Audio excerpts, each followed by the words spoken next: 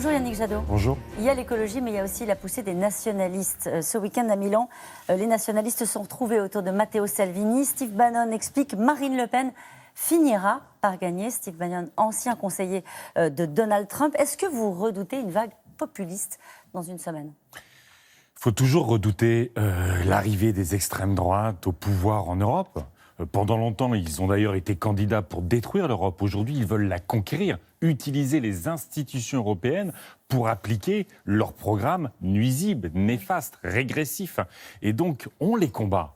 Mais la question, c'est comment on combat les nationalistes ? Comment on combat les extrêmes droites ? Est-ce qu'on les combat comme on le fait depuis 20 ans ? La finale en 2002 entre Jacques Chirac et Jean-Marie Le Pen, en appelant toujours à voter contre, en appelant les électeurs à se résigner par rapport à leurs rêves, leurs espoirs, leurs convictions.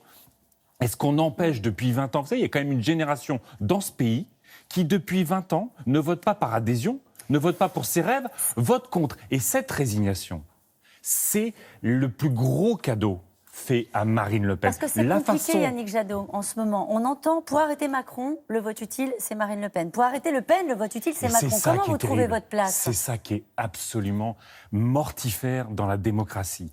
La façon dont Marine Le Pen et Jean-Luc Mélenchon font de cette élection un référendum anti-Macron, c'est renationaliser un débat européen essentiel, c'est déserter l'Europe, c'est finalement la laisser aux extrêmes droites. Et c'est pas le sujet.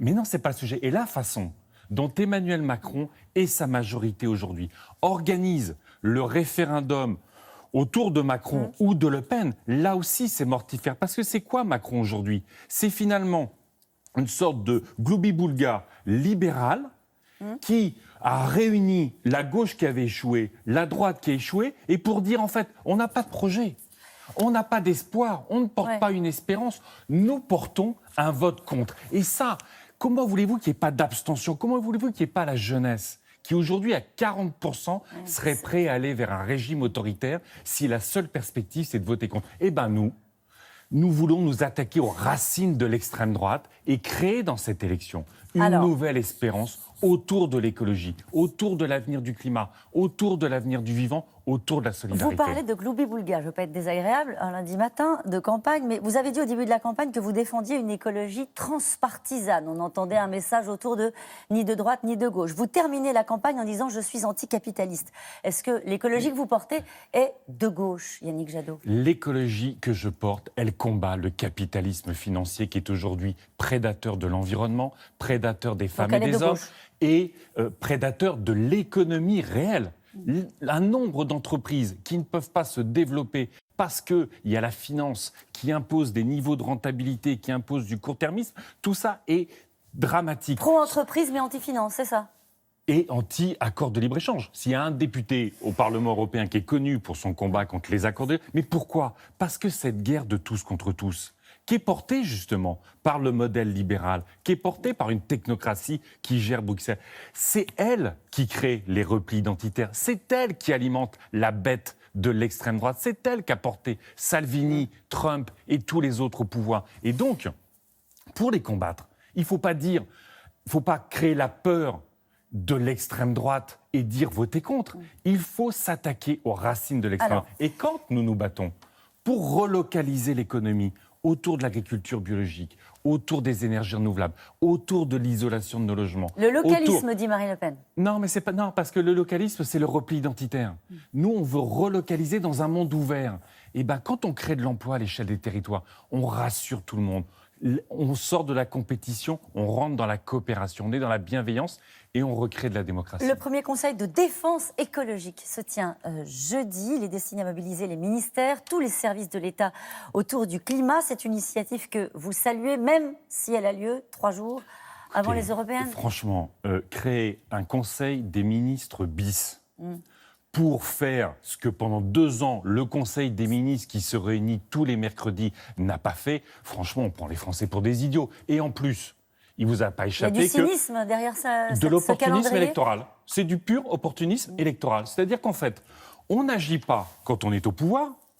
la loi littorale détricotée, on va bétonner, bitumer un peu plus, les pesticides continuent à augmenter, on n'investit pas sur l'isolation des logements, les bâtons dans les roues des énergies renouvelables, et d'un seul coup, 3 jours avant l'élection, d'un seul coup, c'est les fanfares, on va mettre de la lumière sur une action, mais qu'est-ce que ça démontre ? Ça démontre qu'en fait, et ils l'assument, les dirigeants d'En Marche, leur objectif, c'est de piller les voix d'Europe Écologie. Et donc, Et ils y arrivent à rebours, dans les sondages. À rebours. Non, on est dans la dernière semaine. Vous savez, en 2009, on est passé de 8 à 16 dans la dernière semaine. Vous êtes à combien là ? Mais ce que 8 ça veut dire, on est à 10 chez Lab, ce que ça veut dire, c'est qu'en fait, il faut bien voter Europe Écologie si on veut que les gouvernements agissent. Et puis surtout, on l'a dit depuis le début, c'est une élection au Parlement européen. Est-ce que vous l'avez dit ça à Nicolas Hulot ? Il faut voter Europe Écologie Les Verts. Parce que visiblement, dans une interview qu'il a accordée au Point, il a l'air de douter et il ne vous cite pas parmi les candidats parmi lesquels il pourrait voter. On s'est eu au téléphone justement parce qu'il y avait ce trouble autour de cette interview. Il m'a dit, il y a un passage que Le Point a enlevé malgré ma demande, c'était de dire il y a les écologistes politiques qui ont une crédibilité du fait de leur combat, du fait de leur cohérence, qui est une crédibilité à part de tous les autres. Il va voter pour vous ? Je l'espère, mais il y a Arthus Bertrand. Vous comprendriez qu'il ne se range pas derrière la liste Europe Écologie Les Verts ? Nicolas Hulot fait ce qu'il veut. Et vous savez qu'il est cet pouvez lui dire que vous avez incroyable besoin de lui ? éveilleur de conscience. Il se positionnera, il l'a dit, en fonction de la cohérence. Mais Yann Arthus Bertrand nous soutient. Oui. Cyril Dion a dit il faut des députés écolos, c'est eux qui font le boulot. Alain Bougrain-Dubourg, avec qui on combat les pratiques les plus cruelles de la chasse, et les chasseurs qui vont soutenir Emmanuel Macron, à qui on protège les oiseaux, il dit ce sont les écolos qui défendent les petites bêtes et les grosses bêtes. Vous pourriez dire que j'ai besoin de lui ? Il fera ce qu'il veut. Bon. Mais moi, vous savez, quand les acteurs de l'écologie me soutiennent, j'ai 2 jeunes, juste pour conclure, 2 jeunes hier qui me disaient on a notre première carte d'électeur, on a 18 ans et on est extrêmement fiers de voter pour vous. Et bien ça, c'est mon plus grand bonheur, que les jeunes se mobilisent pour leur avenir et qu'ils votent pour que leur avenir ne soit pas décidé par d'autres. Merci beaucoup et bonne fin de campagne à vous. C'est à vous, Laurent.